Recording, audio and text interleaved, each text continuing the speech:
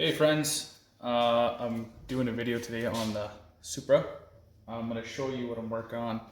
The back driver corner is sagging a bit, so it's the only corner that is actually rubbing against the new tires. Passenger side is okay. If you look it up, Supras tend to sag on the driver's side rear corner. I'm not sure why. But the front suspension was tired on this car. I actually picked up a full set of Bilsteins off a twin turbo car with like 60,000 K. So the fronts were done. They were really bad too. Replaced them and they're good now. So I'm going to do the back one and I'm going to see if that changes anything. So follow along. So if we come to the back over here, you can kind of see how, I mean, I should be technical with this stuff, but I'm just gonna change it and see what kind of, so I can't fit a fist in there at all. So I'll go to the other side. The other side, I can't fit a full fist either, but it's closer. It's about a finger, so a full inch.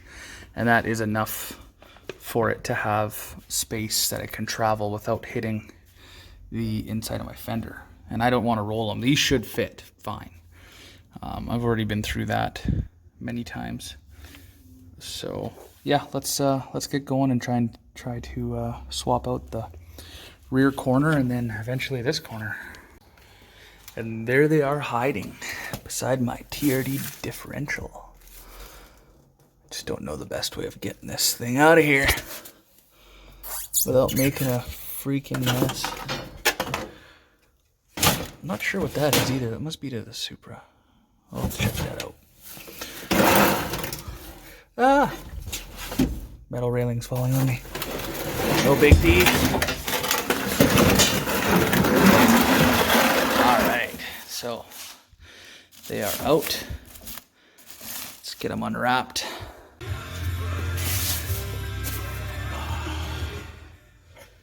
Let's turn that nickel back down. Let's see what we got going on here. So these look to be in good shape still. No signs of leaking on this one. I do not know if they are specific to left or right. So I'll give that a look over before I install them, obviously. And clean them up a bit, even though they get dirty so fast. Tokiko, not Bilsteins. That's pretty cool.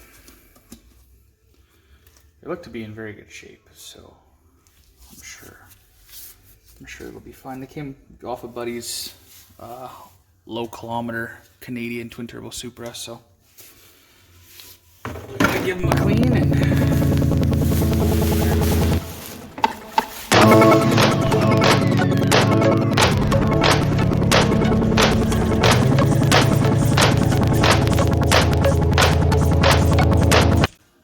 all right, so they actually cleaned up like very, very good. They almost look brand new. Now, the OCD kid inside of me wants to get a pick in there and take all the dirt out. But I'm going to say, well, the hell with it, because as soon as I put the coilovers on the STI, literally, not even 200 kilometers, they were filthy.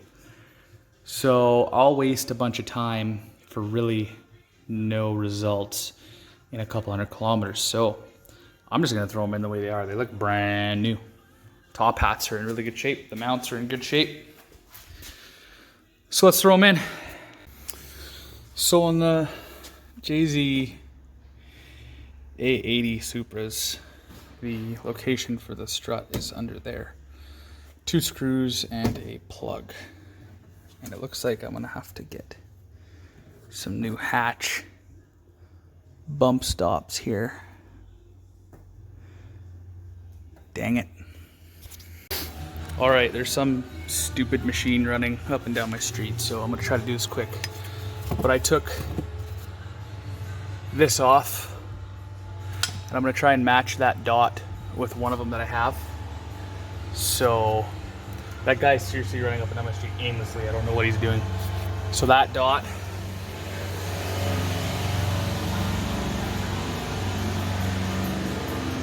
with the same position. Well, it looks like they're both the same. Frig. I'm gonna have to try and find a decipher. Maybe they're interchangeable, but I want to make sure before I put them in.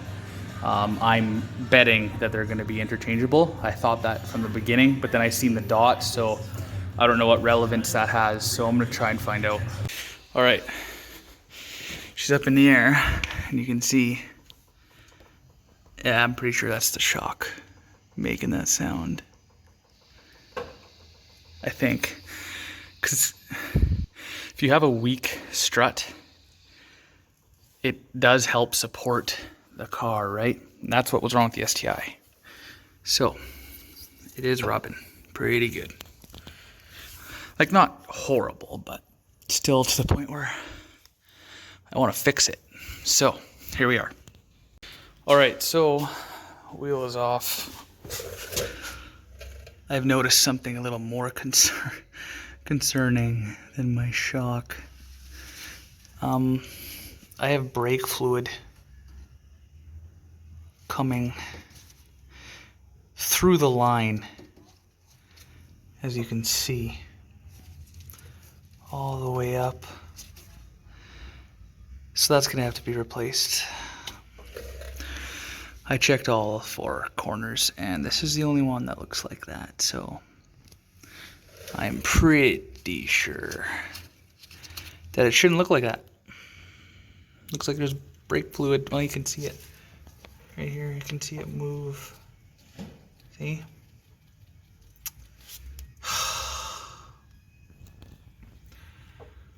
Well, I guess I better order brake lines. On another note, this shock is a different part number, so they are specific to the chassis.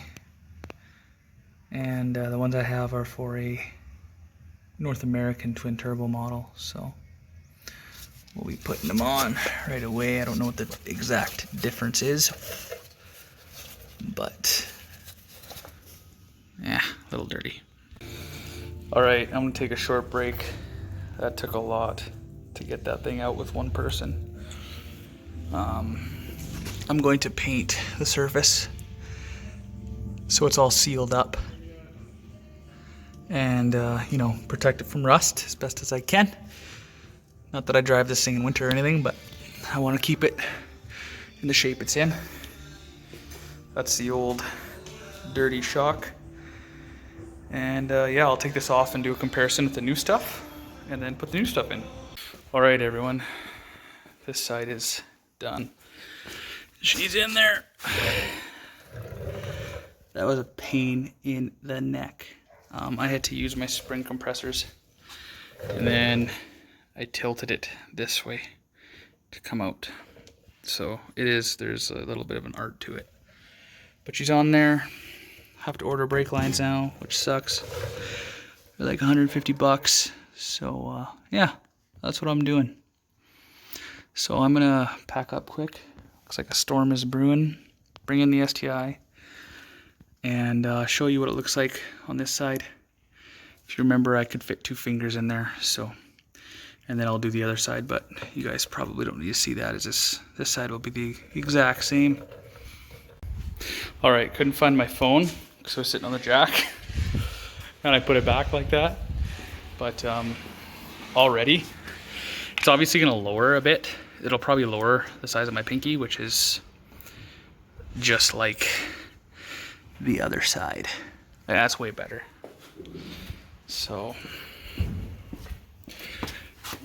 well, they've both been jacked up, so this one's gonna show more right now too. This one's probably pooched too, right?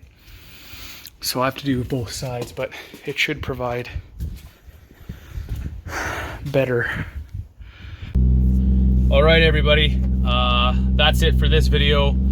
I am going to move the car around and do the other side.